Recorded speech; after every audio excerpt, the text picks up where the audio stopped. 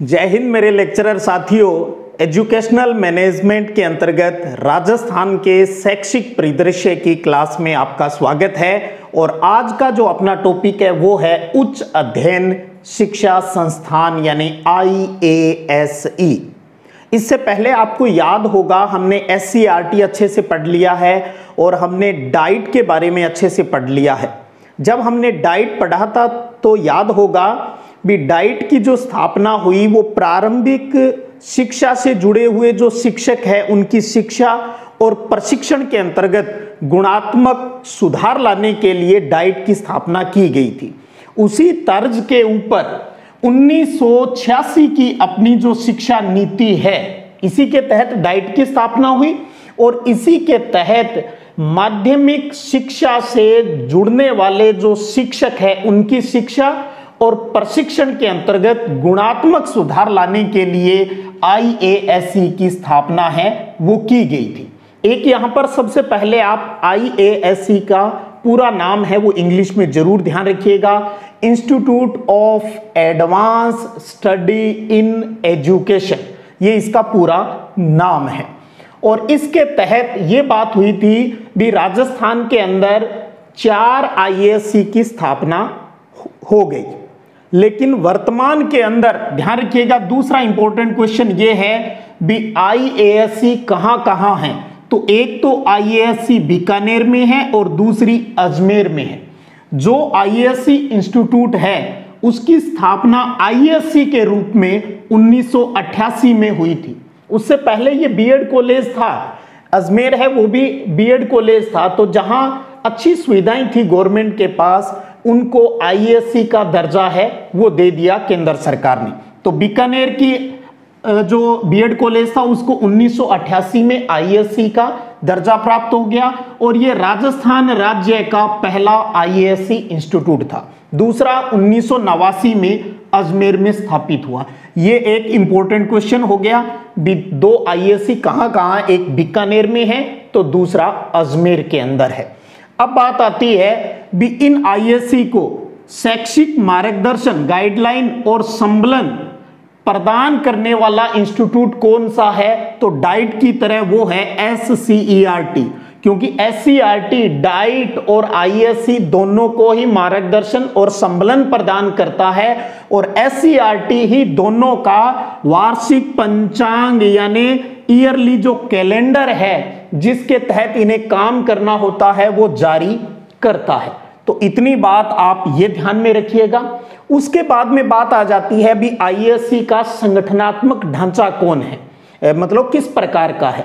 तो इसमें आता है सबसे बड़ी जो पोस्ट है वो प्राचार्य की होती है। IASE का जो प्राचार्य है वो इसका सर्वोच्च अधिकारी होता है और जो प्राचार्य बनता है वो किस कैडर का होता है ये ध्यान रखिएगा, वो जॉइंट डायरेक्टर यानी संयुक्त निदेशक स्तर का जो शिक्षा अधिकारी होता है वो यहाँ का प्राचार्य बनता है, ये ध्यान रखिएगा। एक यहाँ पर वाइस प्रिंसिपल की पोस्ट होती है जो कि डिप्टी डायरेक्टर उसके समकक्ष का पद होता है। इसके अंडर में होते हैं प्रोफेसर होते हैं जो कि DO रैंक के जिला शिक्षा अधिकारी के समकक्ष होते हैं। इनके अंडर में रीडर होते हैं जो कि प्रधानाचार्य के समकक्ष होते हैं। फिर आते हैं व्याख्याता और अनुदेशक, ये दोनों ही स्कूल व्याख्याता लेवल के जो शिक्षा अधिकारी है वो होते हैं यानी शिक्षक होते हैं। तो ये इसका संगठनात्मक ढांचा है। अगर SCERT डाइट क्लियर हो चुकी है तो यहां आपको बहुत ज्यादा माथापच्ची करने की आवश्यकता नहीं। जितनी बात आज हम कर रहे हैं केवल उसका स्मरण रख लीजिएगा, इसको समझ लीजिएगा बस, बाकी कुछ नहीं। इन्हीं में से आपको क्वेश्चन है वो मिल जाएगा। जैसे हमने कहा भी डाइट है वो सभी के साथ अपना कोऑर्डिनेशन बनाए रखती है, उसी प्रकार IASE है वो SCERT के साथ साथ शिक्षा विभाग, केंद्र, राज्य सभी के साथ कोऑर्डिनेशन बनाते हुए वर्क है वो करती है। इसके बाद क्योंकि हमारा सिलेबस याद होगा, राजस्थान का जो शैक्षिक परिदृश्य वाला पार्ट है उसके अंदर हर टॉपिक का संगठनात्मक ढांचा और उसके कार्य हमारे सिलेबस के अंदर है। तो अब हम बात करें IASE के कार्य कौन से हैं। तो तो इसको हम कार्यों को पढ़ें उससे पहले अपनी बात आ जाती है भी आईएससी के प्रभाग कितने हैं, कितने डिपार्टमेंट के अंदर इसको डिवाइड किया गया है और प्रत्येक जो प्रभाग है उसका मेन कार्य क्या है वो ध्यान रख लीजिएगा। तो आपको प्रभाग के नाम याद रखने हैं और उसके अंदर का जो मेन फंक्शन है वो ध्यान रख लीजिएगा हमारी परीक्षा की दृष्टि से। तो आपको बताना चाहूंगा टोटल है वो इसके 8 प्रभाग है, जिनमें से 7 तो एकेडमिक है और 1 है वो प्रशासनिक है। तो 7 अकादमिक और 1 प्रशासनिक प्रभाग है, तो कुल प्रभाग कितने हो गए 8। अब उन प्रभागों का नाम सबसे पहले आता है शैक्षिक आधार प्रभाग। शैक्षिक आधार प्रभाग ये क्या करता है, ये ध्यान रखिए, ये सेवा पूर्व प्रशिक्षण का कार्य देखता है। अर्थात इसके अंतर्गत बीएड जो संचालित होते हैं आईएससी के अंदर, बीएड जो 2 साल का है, एमएड है, एमफिल है एजुकेशन के अंदर, और एजुकेशन के अंदर जो पीएचडी है, इन कार्यों का संचालन देखने की जिम्मेदारी है वो शैक्षिक आधार प्रभाग की है। दूसरा आता है प्राथमिक शिक्षा प्रभाग। प्राथमिक शिक्षा विभाग क्या करता है, डाइट के जो टीचर होते हैं उनको प्रशिक्षण प्रदान करता है, डाइट के शिक्षकों को प्रशिक्षण प्रदान करता है प्राथमिक शिक्षा प्रभाग। तीसरा इसका प्रभाग है वो है सेवारत शिक्षा। ध्यान दीजिए यहां पर सेवारत शिक्षा और प्रसार सेवा प्रभाग है। तो इसका मतलब इन सर्विस को ये ट्रेनिंग देता है। वो कौन कौन से हैं, वरिष्ठ अध्यापक यानी 2nd ग्रेड के जो टीचर हैं और जो व्याख्याता है, लेक्चरर है, उनको प्रशिक्षण देने का काम आईएएससी करता है। और आईएएससी का सेवारत शिक्षा और प्रसार सेवा प्रभाग है वो इस कार्य को देखता है। और आपको पता है आरपीएससी के पूर्व पेपर के अंदर ये क्वेश्चन आ चुका है भी आईएएससी निम्न में से किन को प्रशिक्षण देता है, तो उस प्रश्न के अंदर सही उत्तर था वरिष्ठ अध्यापक और व्याख्याता को ये प्रशिक्षण देता है।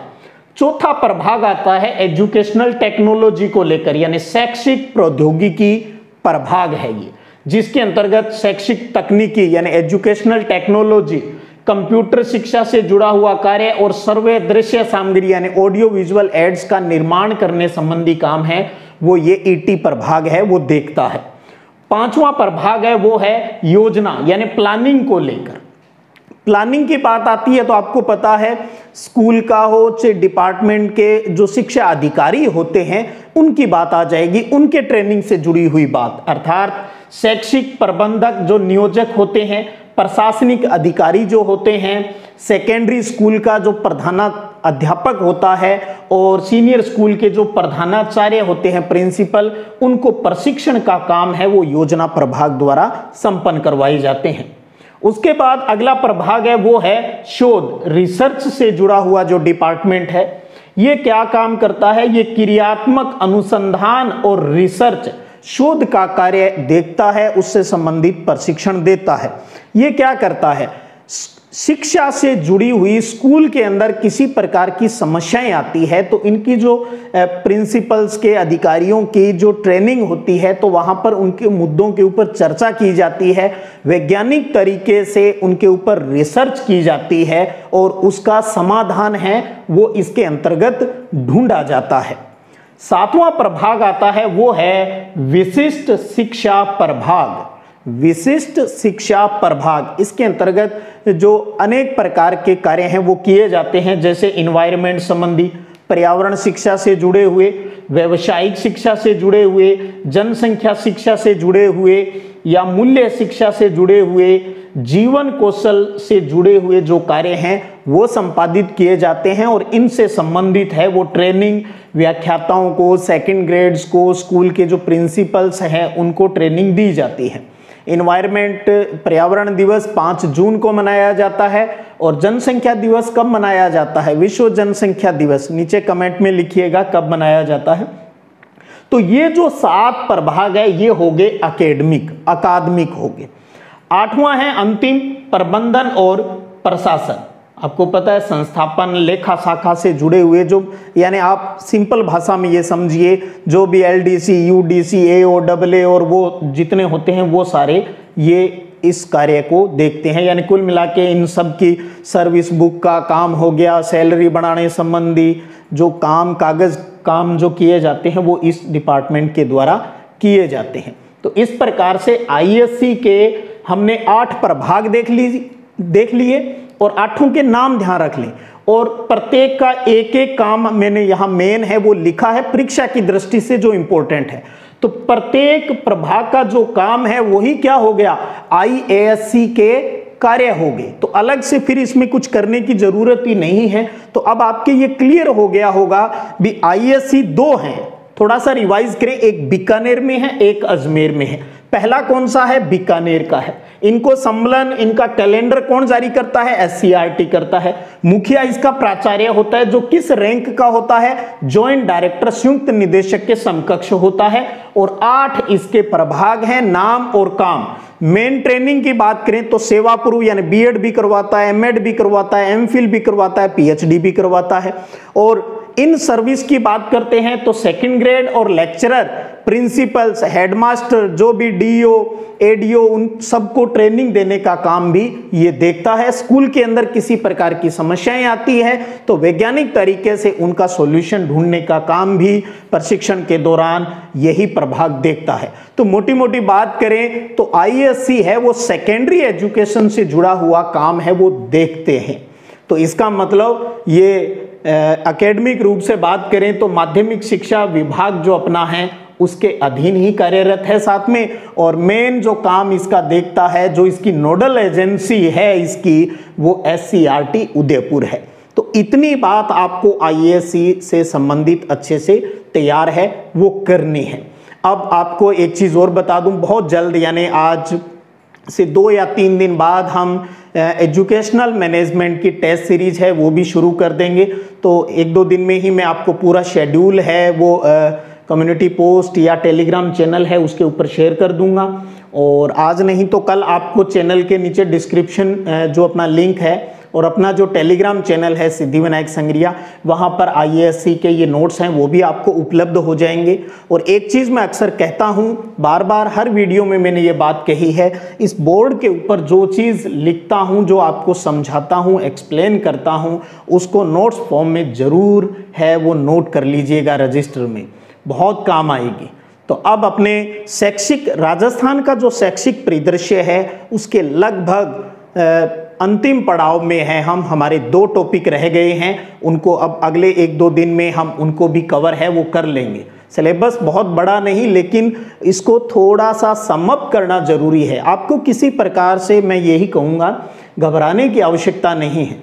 एजुकेशनल मैनेजमेंट का जो पोर्शन है वो आपके लिए प्रॉब्लम क्रिएट करने वाला नहीं है। वो एक अलग बात है भी, हम खुद ही प्रॉब्लम क्रिएट कर लेते हैं भी, विशेषकर जो जॉब नहीं करते हैं, जैसे तृतीय श्रेणी से सेकंड ग्रेड जो अपने शिक्षक साथी हैं जो ऑलरेडी कहूँ भी गवर्नमेंट जॉब में हैं, उनको तो इस सिस्टम को समझने में ज़्यादा दिक्कत नहीं होती।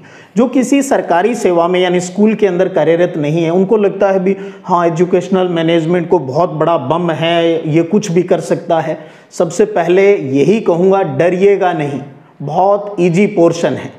और जो यहाँ विश्वास के साथ जुड़े हैं उनको कहना चाहूँगा, आपको हर चीज़ है वो अच्छे से करवाई जाएगी। कितना पढ़ना है, क्या पढ़ना है, सारी बातें हम समय समय पर करते रहेंगे।